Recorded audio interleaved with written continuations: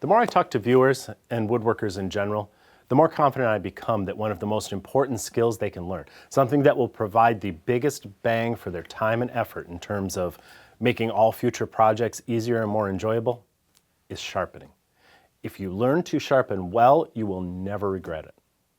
Another thing I've come to realize is that for the vast majority of hobbyist woodworkers and even many carpenters and related trades, the one thing they need to sharpen on a regular basis is a wood chisel.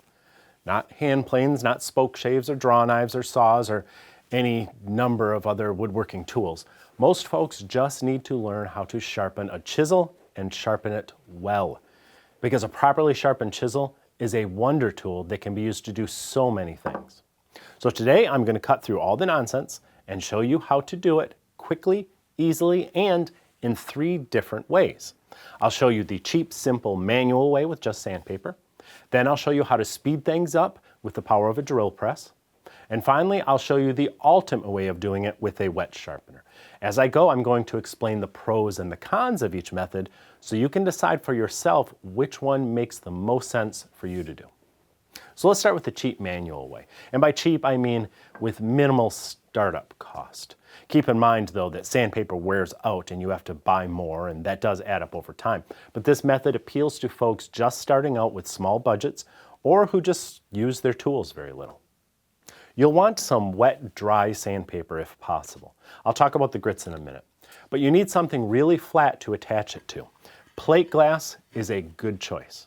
Another option is a granite or marble floor tile that you get from a home center. Maybe just grab a straight edge off the shelf and make sure it's nice and flat. You can use either sandpaper with an adhesive backing already on it, or you can use spray adhesive to stick regular sandpaper onto your flat surface.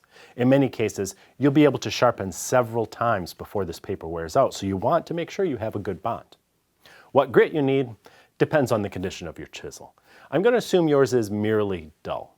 If it's a real mess, like the back isn't flat, the bevel's chipped or at the wrong angle, then you might want to start with some coarser grits to prepare it, or better yet, one of the power methods that we'll talk about shortly. But once you're at the stage where it just needs general sharpening, then you're going to stick to the finer grits, maybe something around 220, 400, 600, and 1000. If your glass has, or your tile have 2 smooth sides, then you can stick on 4 grits. If you only have 1 smooth side, then maybe just squeeze 3 grits on, say 400, 600, and 1000. Because if you don't let your chisel get too dull, you can probably just skip the 220. Now it's important to know that a sharp edge is formed where 2 planes come together. The back of this tool is just as important as the bevel on the front. When you buy a new chisel, or if you're fixing up an old one, you have to flatten and polish the back. This is done by working through the grits until you get a nice shiny surface on at least the final inch or so behind the cutting edge. Don't get lazy and leave a sliver of unpolished steel right along that edge. Your tool will never be properly sharp and it won't work as well as it should if the back is not polished all the way to the end. I have another video that goes more into detail on flattening chisel backs. I'll put a link in the video description below. The good news is once you flatten a chisel back, you shouldn't have to do it again. All future sharpenings will only deal with the bevel, and it'll only take a couple minutes. So let's focus on that, the regular sharpening that you're going to do most of the time. You can use an angle jig if you want, but chisels aren't difficult to sharpen freehand, and once you do this a few times, it'll make the whole process so much faster. It'll take you, I'd say, 2 minutes or less to sharpen a chisel if you can do it freehand. Now, place the bevel on the paper, and you'll be able to feel with your fingers when it's fully seated.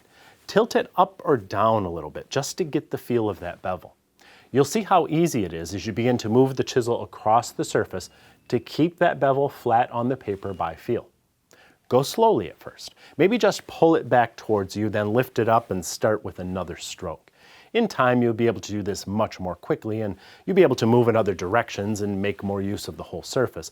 But for now, it's okay to just be more deliberate about it. You know you're done when you can feel a ragged burr all the way across the chisel's back from corner to corner.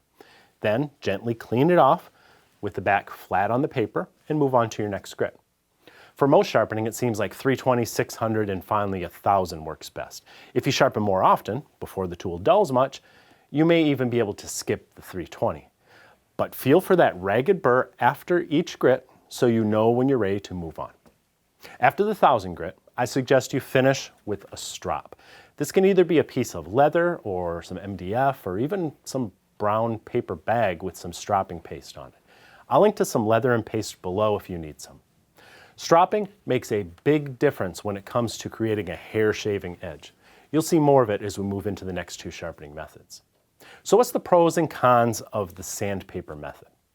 Well, it's fast, especially if you don't use a jig, and it's cheap to get started, though the cost of the paper does add up over time.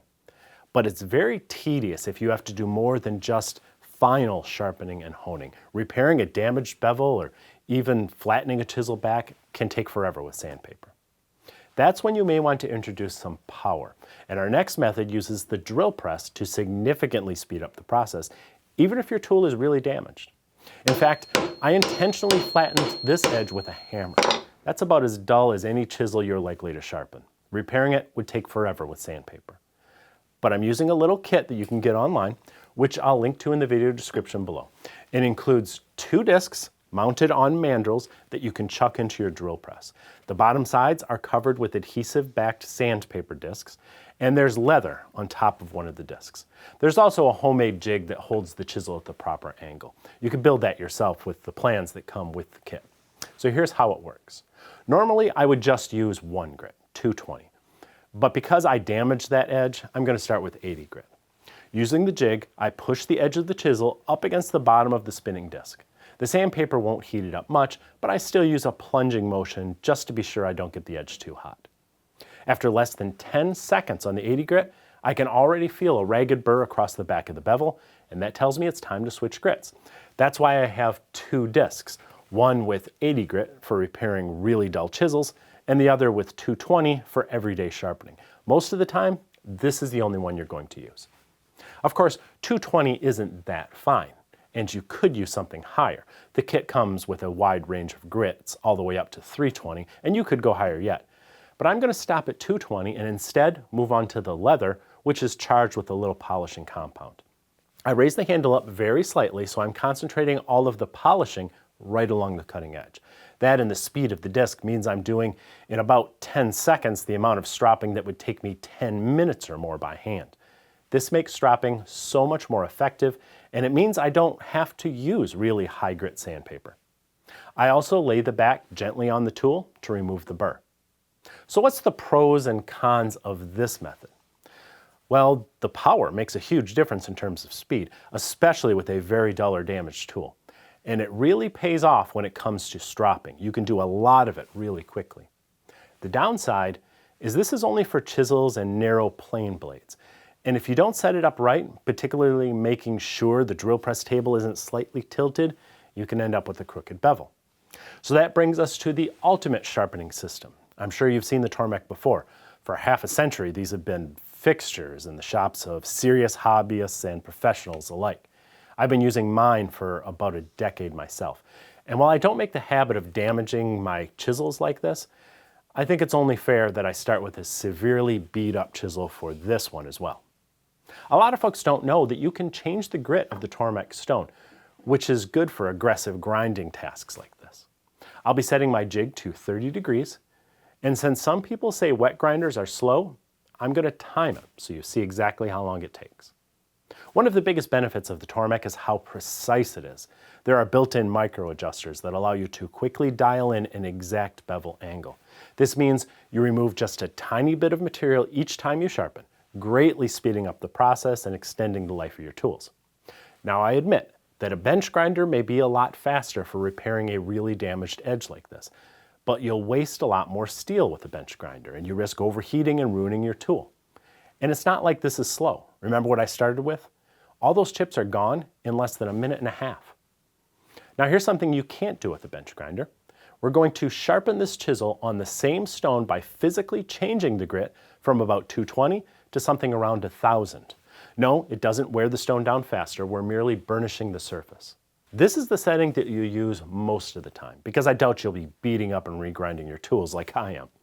Most of the time, your sharpening process will start right here, and that only takes a minute or so on the stone. Now here's the best part about the Tormek, in my opinion. It has a stropping wheel that doesn't even need paste, and it is so easy to use that I find myself just walking up to the machine and touching my chisels up every few minutes as I work. That way I always have razor sharp edges, and I rarely ever need to use the sharpening stone. It can even be used to gently remove the burr on the back. But even if you do wait until your tools are pretty dull, day-to-day sharpening with the stone only takes about 2 minutes. And as you can see, repairing a severely damaged tool was under 3.5 minutes combined. So what are the pros and cons of a machine like the Tormek? Well, other than what I just mentioned, including speed and precision, this machine can be used to sharpen pretty much every tool you own, from kitchen knives to scissors, all the edge tools in your shop, even axes and scrapers, turning tools. It is far more versatile than any other system I've ever used. I have more comprehensive videos about every one of these methods and more. I'll link to my sharpening playlist below. There is a wealth of information for every budget and preference. Once you decide which method is right for you, stick with it. Honestly, learning how to sharpen well will change how you enjoy your work and open up whole new avenues of the craft for you. See you next time.